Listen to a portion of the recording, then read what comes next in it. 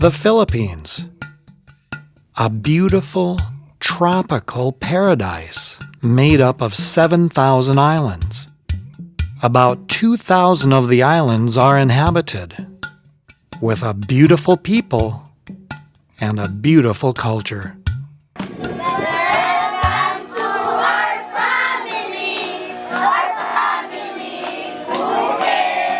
It is the only Christian country in Asia. And at 94% Christian, it is unusual. 21 million people live in Greater Manila. 8 million children are considered to be starving and malnourished. Children that are classified as wasted, meaning that their life is considered by some as not worth saving. Can third world starvation and malnourishment be cured? Be the key. Save a life. A doctor came up to me in the year 2006, and he said the children were starving in the Philippines. And I said, go on, how can that be? I mean, come on, the kid's starving, there's nothing on TV, there's nothing on the radio, there's nothing in the newspapers about Christian children starving in Asia. So he says, come with me, I'll take you and show you around. I began then to visit villages and cities. Within a couple of weeks, we covered approximately 1,500 to 2,000 miles. And I was shocked and appalled at how many children were suffering from diseases caused by starvation and malnutrition. In a mountain village where the children barely had one banana to eat a day. And they would eat half in the morning and then give the other half banana at night. And if they did come across some money or earn a little bit of money, then they would buy some rice. And the next stop was a garbage dump, and I saw all these kids walking on top of the garbage, living on top of that garbage. Nipa huts built on top of the garbage because they had no other place to live. They were extremely poor. And seeing this garbage dump, I got really depressed. I got so down because 700 families are living there. And this extreme poverty, I thought, how can one, as a missionary, how can I fix this problem? It's impossible. And the kids, I mean, if I bring food in, they're so sick and so far gone, and children dying.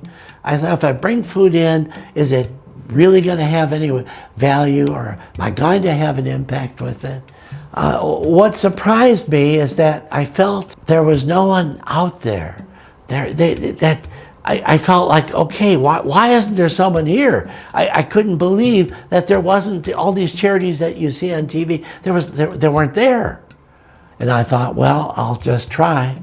I don't know if it's going to really work or pay off our efforts, but I'll try because there's no one else.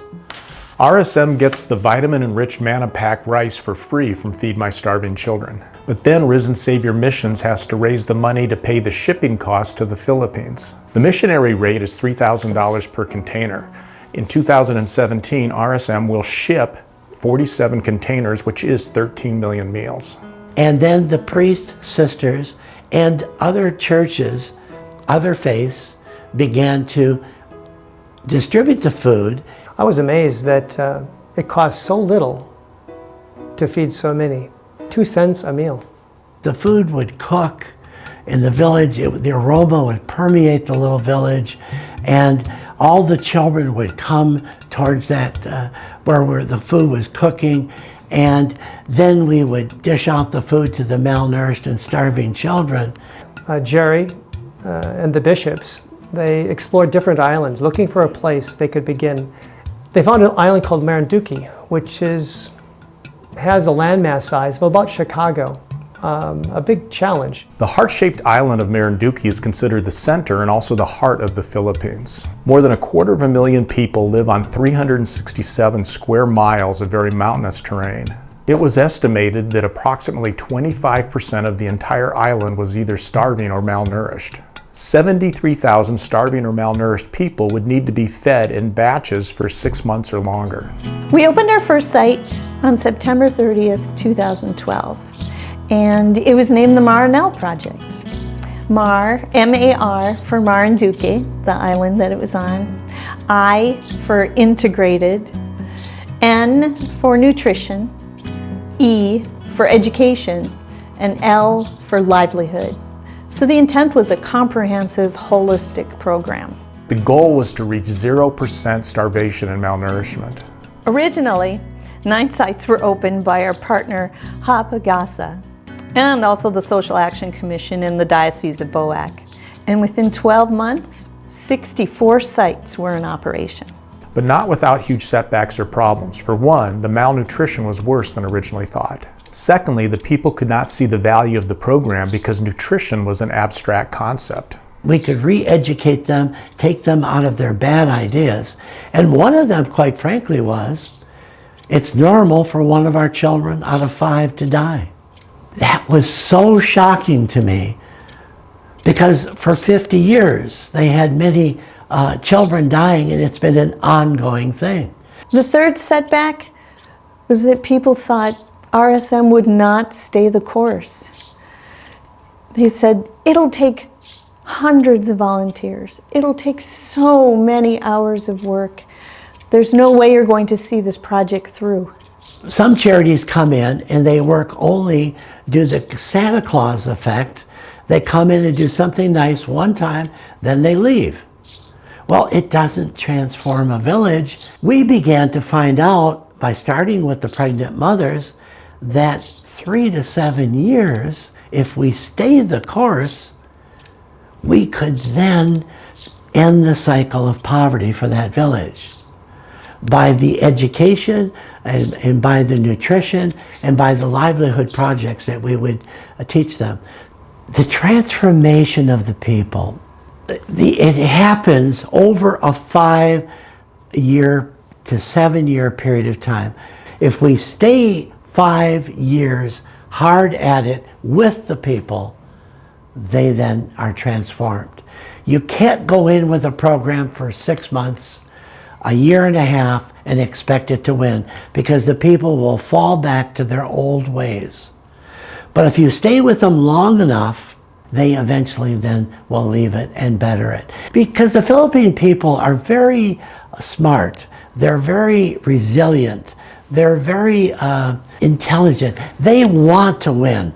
They don't want to stay in utter poverty. They want to work their way out of it.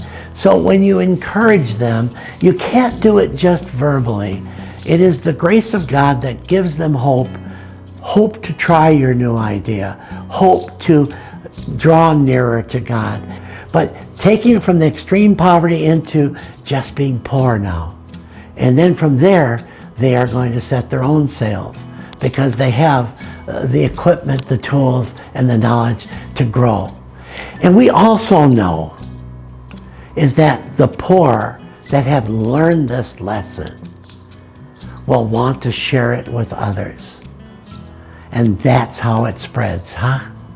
They will come back. The orphan child we feed will come back and feed orphans someday.